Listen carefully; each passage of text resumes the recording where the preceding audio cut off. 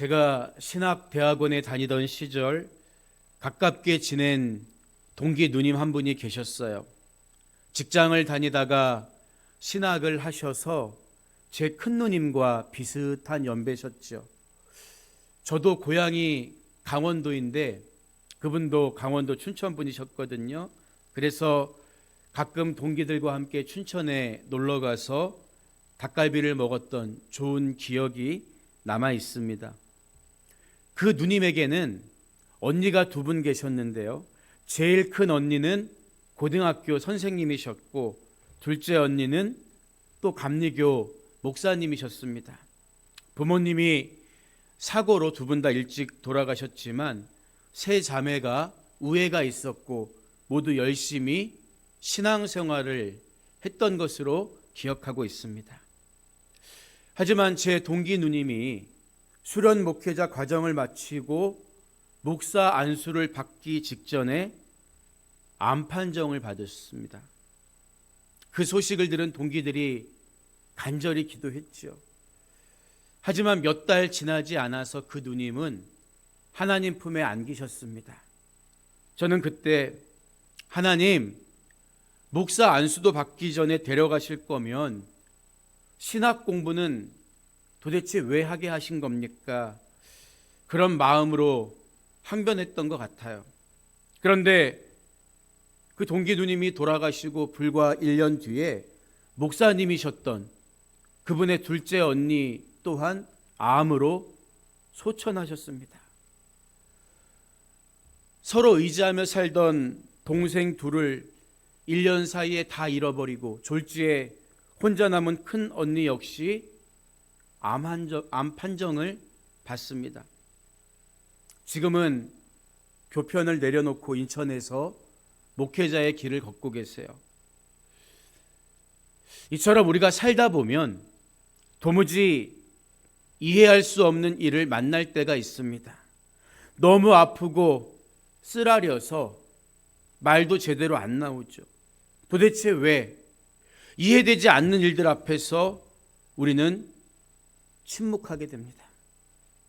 시편 90편에서 모세가 여호와여 돌아오소서 언제까지니까 주의 종들을 불쌍히 여기소서 탄원했던 것처럼 우리는 언제까지 이 아픈 고난과 시련이 계속될지 모르는 어떻게 보면 광야와 같은 여정을 지나가고 있는지도 몰라요.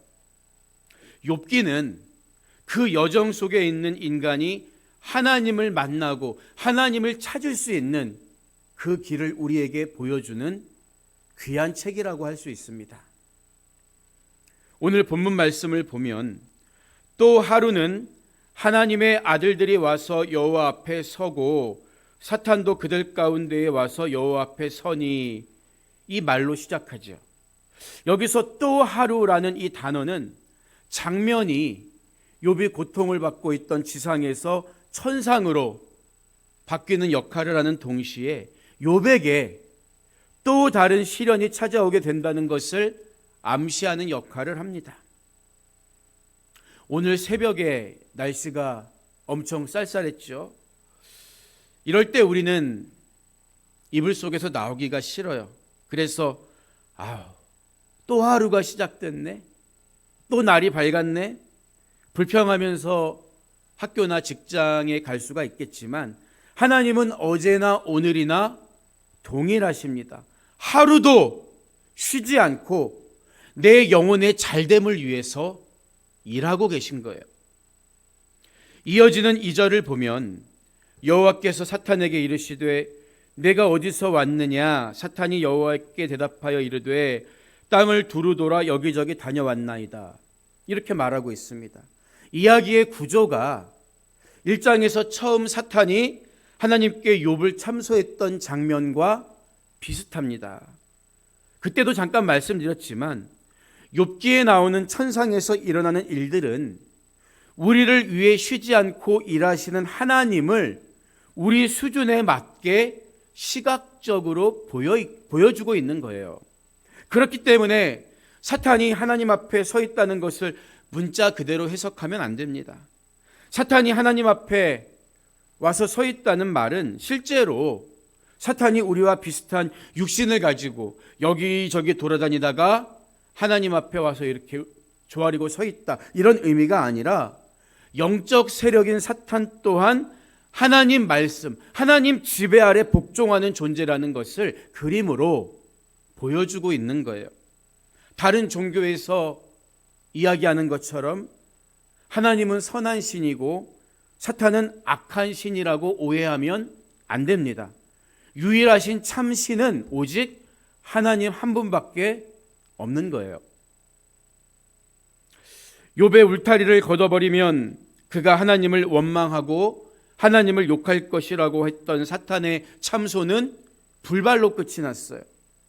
자기의 유익이 사라지면 하나님을 욕하게 된다는 것은 사탄의 생각이지 하나님을 경외했던 욥의 생각은 아니었기 때문입니다. 그래서 하나님은 사탄에게 네가 내 종 욥을 주의하여 보았느냐? 그와 같이 온전하고 정직하여 하나님을 경외하며 악에서 떠난 자가 세상에 없느니라. 네가 나를 충동하여 까닭없이 그를 치게 하였어도 그가 여전히 자기의 온전함을 굳게 지켰느니라. 하나님이 3절에서 자랑스럽게 말씀하십니다. 사실 우리 인간의 입장에서 보면 욥에게 찾아온 고난과 시련은 불필요하고 매우 불행한 일일 수도 있어요. 하지만 천상에서 일어난 사건의 관점으로 보면 하나님과 사탄 사이에 자존심을 건 내기였다고도 말할 수가 있을 것입니다. 인생을 둘러싼 울타리로 인해 하나님을 욕할 수 있느냐 없느냐에 대해서 사탄은 당연히 욕할 수 있습니다. 이쪽에 자기의 모든 것을 걸었던 거예요. 하나님은 반대로 욥이라면 절대 그러지 않을 거야, 여기에 거신 거죠. 그런데 여기서 우리가 분명히 짚고 넘어가야 할 사실은 사탄의 생각처럼 나에게 주어진 물질, 명예, 자녀, 인생에 필요한 울타리가 사라질 때 많은 사람들이 하나님을 원망하거나 욕한다는 사실입니다. 그러니까 사탄은 욥도 다른 사람과 똑같을 것이라 여긴 거였죠. 제가 아는 사모님이 상담센터에서 일하고 계신데 주로 성폭력과 관련된 업무를 담당하고 계십니다. 안타깝지만 파렴치한 죄에 연루된 목회자가 많다는 거예요. 그 사모님은 입만 열면 목사도 결국 똑같다고 이야기하시는데 그 말을 들을 때마다 자존심이 상합니다. 하지만 하나님 보시기에 괜찮아, 난 너를 믿어 라고 변호해 주실 만한 거룩함이 제게 있느냐고 물어보면 자신이 없습니다. 그런데 하나님은 다른 사람은 몰라도 욥은 절대 인생의 울타리로 인해 나를 원망하거나 욕하지 않을 것이라고 단언하신 거예요.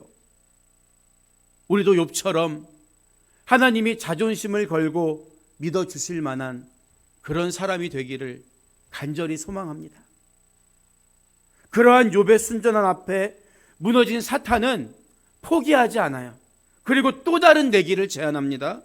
본문 4절 이하를 보면 사탄이 여호와께 대답하여 이르되 가죽으로 가죽을 바꾸오니 사람이 그의 모든 소유물로 자기의 생명을 바꾸올지라. 이제 주의 손을 펴서 그의 뼈와 살을 치소서. 그리하시면 틀림없이 주를 향하여 욕하지 않겠나이까. 이런 제안을 해요. 쉽게 말하면 지금까지는 욥의 울타리를 무너뜨렸지만 이제는 그 울타리 안에 있는 욥을 무너뜨려 보자는 제안입니다. 본문에 나오는 가죽으로 가죽을 바꾸니라는 표현은 당시 베두인, 유목민들이 동물 가죽으로 물물 교환을 할 때 생긴 관용어구입니다. 풀어서 말하면 생명을 위협하면 욥일지라도 무엇이든 그것을 위해 바꿀 수 있지 않겠느냐, 이런 말이거든요. 지금까지는 그의 목숨을 건드리지는 않았으니까 버틴 것이지 생명을 위협하면 반드시 욥도 무너지리라는 거예요. 그런데 사탄은 이때도 그리하시면 틀림없이 주를 향하여 욕하지 않겠나이까? 이 말을 해요. 그러니까 사탄의 목적은 오로지 뭐라는 거예요? 하나님의 사람들로 하여금 하나님을 원망하고 욕하게 만드는 데 있다는 거겠죠. 그 목적은 지금까지도 변함이 없습니다. 만약에 여러분이 하나님을 원망하거나 마음으로라도 하나님께 불평을 늘어놓고 그분을 욕한다면 그것이야말로 사탄이 원하는 모습이라는 거예요. 이쯤에서 우리는 이런 질문을 던져볼 수가 있어요.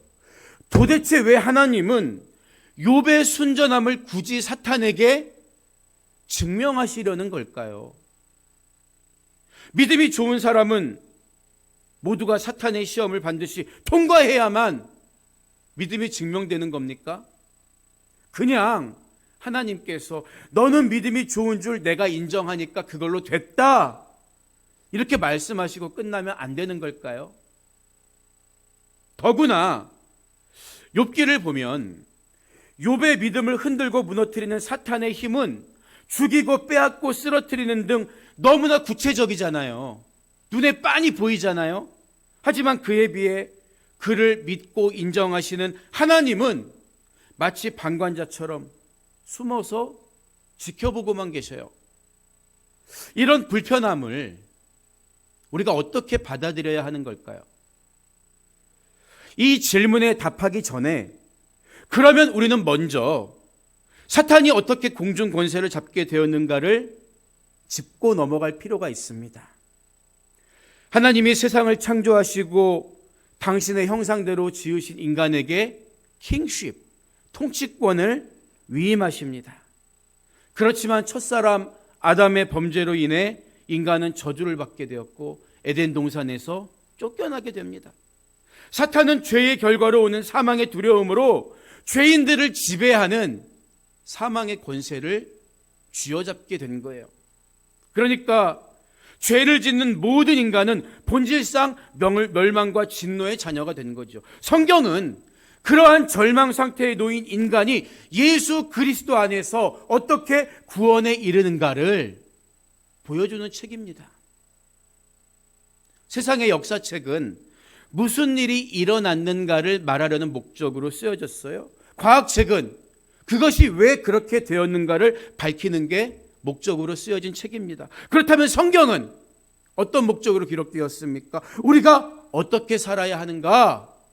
이것을 제시해주는 목적으로 기록되었잖아요. 여러분, 그렇다면 어떻게 사는 게 목적이라면 성경의 제일 첫 권인 창세기에서 우리가 어떻게 살아야 한다는 계명, 율법, 이게 먼저 나와야 하잖아요.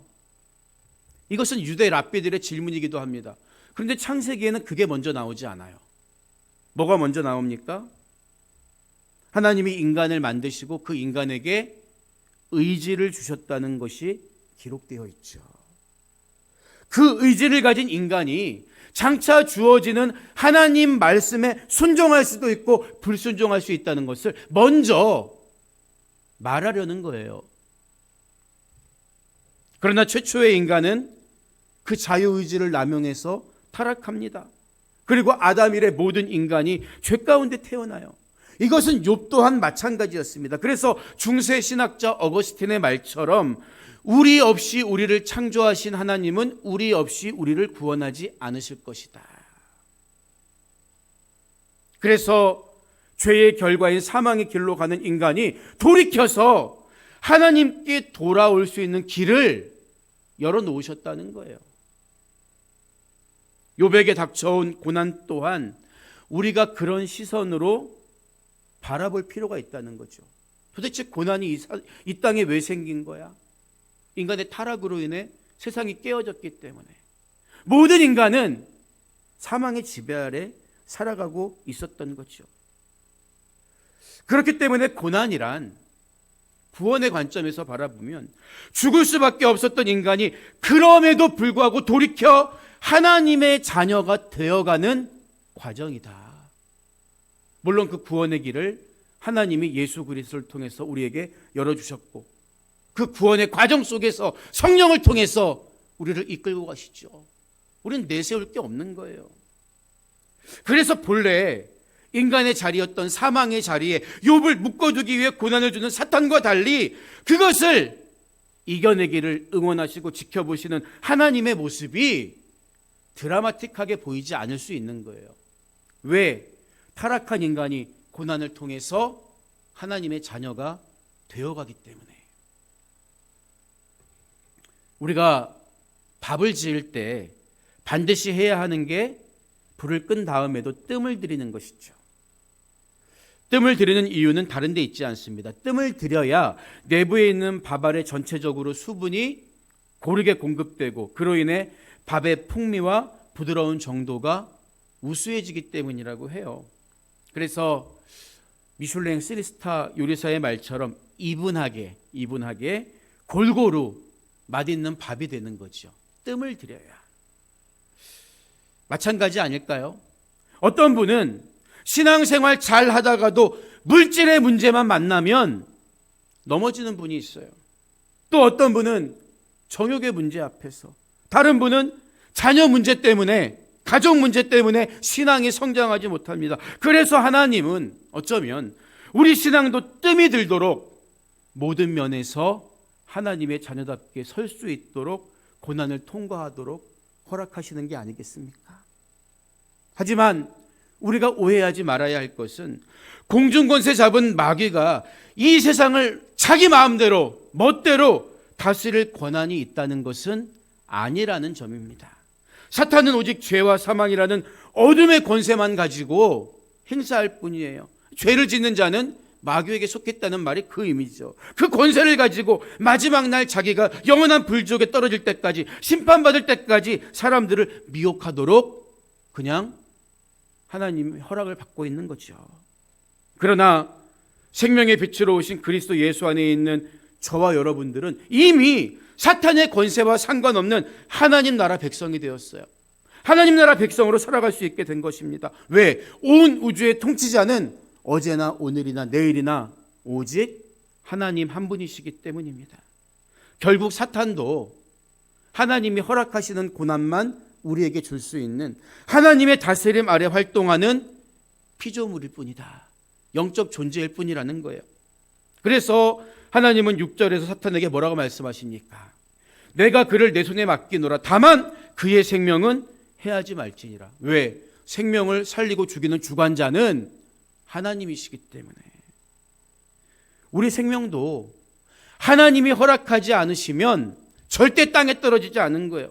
수많은 믿음의 선배들을 순교의 자리로 내민 사탄이 승리하는 것처럼 보여도 그것은 그들의 순결한 죽음을 통해 영광 받으시는 하나님의 섭리와 허락 속에 이루어진 것이지, 하나님을 믿는 믿음보다 사탄의 죽음의 권세가 더 크기 때문이 아니라는 거예요. 그래서 예수님은 마태복음 10장 28절에서 몸은 죽여도 영혼은 능히 죽이지 못하는 자들을 두려워하지 말고 오직 몸과 영혼을 능히 지옥에 멸하실 수 있는 이를 두려워하라. 분명하게 말씀하신 거예요. 사탄이 울타리 안에 있는 내 육신을 질병으로 공격하고 심지어 죽음으로 내몬다고 해도 우리는 오직 하나님만 믿고 하나님만 바라봐야 합니다. 그래서 하나님을 경외하는 자가 가장 지혜로운 자라고 성경은 말하는 거예요. 이윽고 사탄이 욥을 공격합니다. 마지막 7절을 보면 사탄이 이에 여호와 앞에서 물러가서 욥을 쳐서 그의 발바닥에서 정수리까지 종기가 나게 한지라. 이렇게 기록되어 있어요. 본문에 종기로 번역된 라으라는 히브리어는 신명기 28장 35절에도 동일하게 사용되었습니다.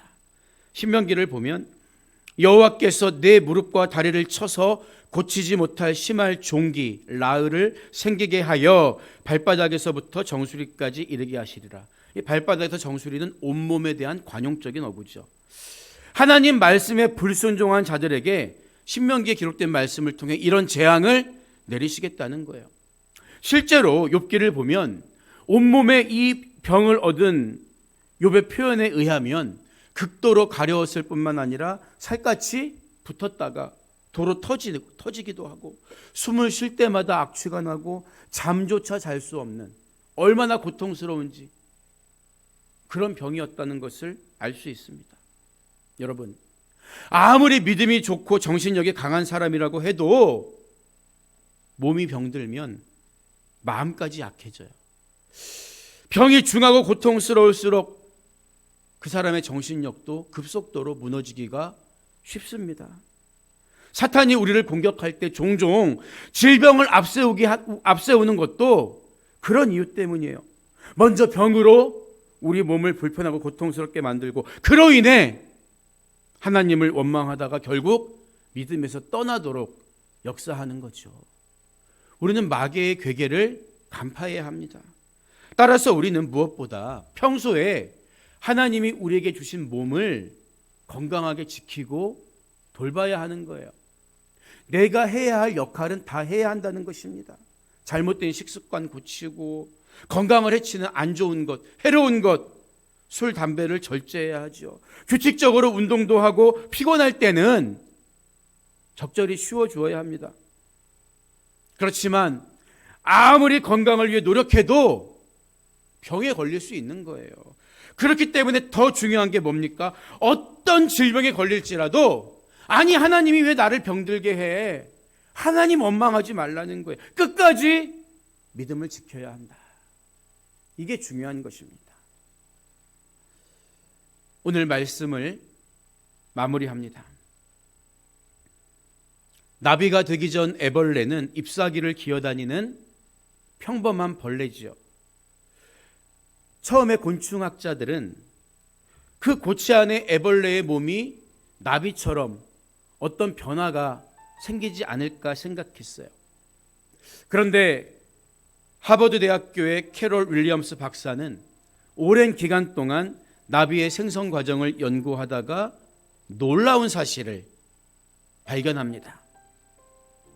그것은 애벌레가 고치 안에서 완전히 액체처럼 녹은 후 나비로 변화한다는 것이었어요. 고치 안에서 이전의 애벌레는 사라지고 전혀 새로운 나비로 탄생하게 된다는 거죠. 우리는 세상이라는 고치 안에 사는 노예와도 같습니다.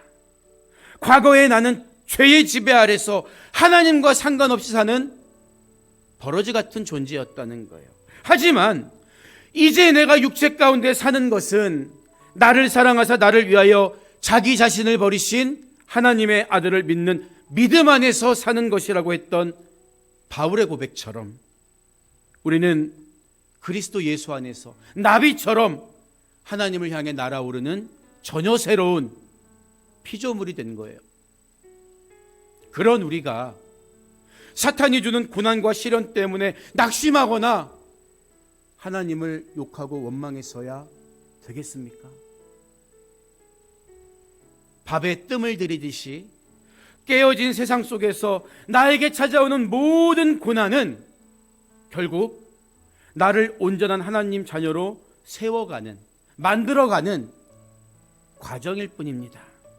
우리 인생은 당신의 생명싸개로 우리를 싸매어 주시는 하나님 손안에 보호받고 있는 거예요. 아무리 사탄이 내 울타리를 부수고 울타리 안에 있는 나를 흔든다고 해도 욥처럼 끝까지 하나님만 믿고 의지하면서 살아가는 여러분 모두가 되시기를 주님의 이름으로 축복합니다.